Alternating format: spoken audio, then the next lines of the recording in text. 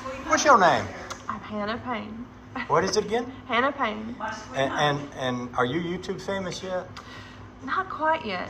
Do you have a YouTube channel? A very insignificant one. Well, when you say very insignificant, I mean the difference between a significant channel. By the way, there's a set of deer horns right behind your head. Oh, really? So if you stand just right, it looks like you've got deer horns. Really? The difference between a significant and a not significant channel is how many people are looking at it. And Right.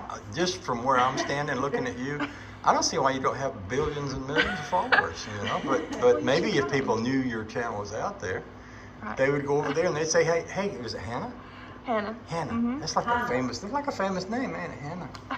Hey, Hannah. Well, howdy do. So, if somebody wanted to find your YouTube channel, where would they go and how would they start? Well, I'm listed as Misshannahree, which is a nickname that I've had my whole life. Maybe you Hannah should Ree. say that slowly so somebody understands exactly. Miss Hannah Misshannahree. Reed? Ree, R-E-E. Hannah Ree. Hannah-Ree. My middle name is Oh. Marie. And so Hannah-Ree has always been my nickname. That sounds rock and rollish, doesn't it? That sounds like something the Grateful Dead would do. See, Hannah we're rock and Reed. roll then. Doesn't that sound like a Grateful Dead song, Hannah Reed? Yeah, well, I'll go Grateful Dead. I like to turn around with the dead. Yes, but I'm also on different platforms as well too, which I've done a lot of stuff on. You know, I've done some on Instagram and some on TikTok, but Richard B. Russell Facebook page. Richard B.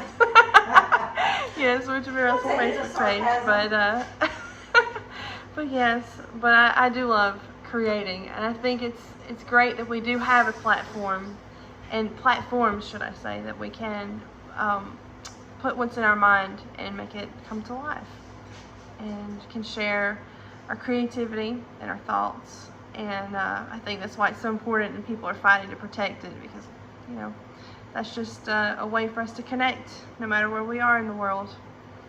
You know, I think that old people like me grew up on books and newspaper, and you know, if you think about how primitive that is and was, you know, that we didn't know anything that was going on in the world, and you know, we'd have to get it on a piece of paper that someone had to print and all this other. Right. And today, you know, young people have access to everything in the whole amazing world. That's right. They just pull out their phone Mhm. and they can be up to speed on literally everything. We're in a place where we can sit right. and watch World War III. I mean, Mhm. back in the World War II, you know, they would have people over there, you know, filming and sending pictures, and you go into the theater and you'd see a thing on the theater about what's going on in the war. I mean, That's right. and that took weeks and months for that Mhm. information to get there. Today, everything's live. Somebody can say something and somebody else can say, no, that's not true. This is what really happened. And you may not know the truth because you're seeing so much, but the idea that you're seeing so much it's just this amazing opportunity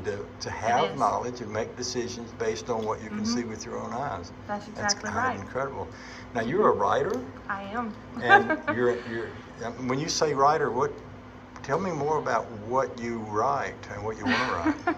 Well, at the moment, I'm working on a television show pilot. It's a little comedy series. But I also have a novel that I'm working on that's actually, well, most of my material is based on true experiences that I've had in my life. And I think sometimes those are just, your life experiences are gems. You know, you can look at it as bad things happen to me and you can be negative about it, but there's always a way you can spin it positively, especially if you're a creative type that, you know, you can put it into art and literature, and you can really take that what's happened to you and things that you have learned and experienced and just make it into something absolutely beautiful. And so that's what I'm trying to do with my books and my stories.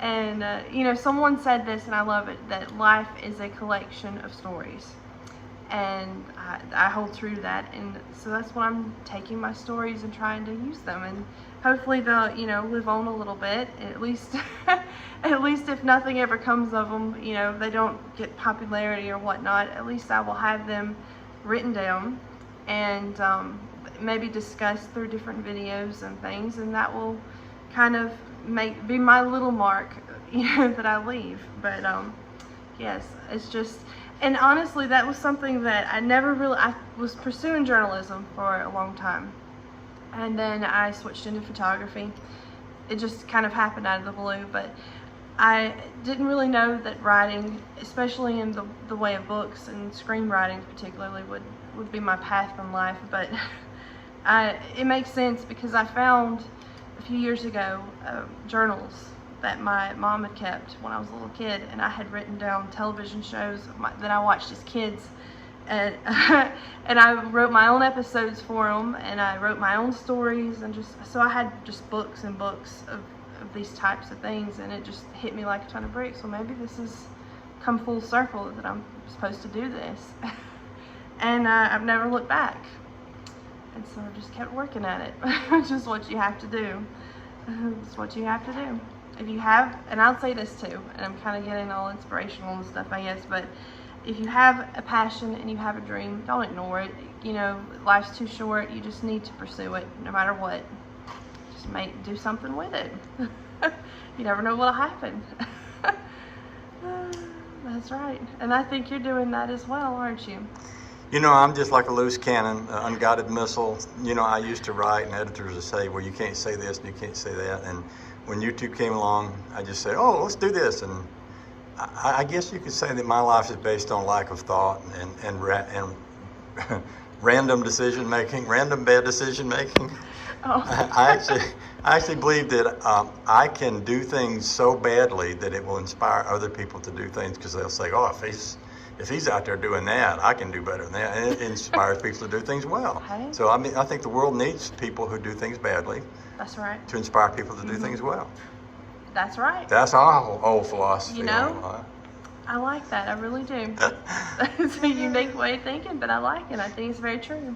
So as soon as I stop filming this, I'm going to go find your channel. So Okay. You're here to help me, but you won't be here to help the YouTubers, because, you know, for them, it's like there's so much stuff out there. So can you just tell me and tell them the easiest way to find your online presence?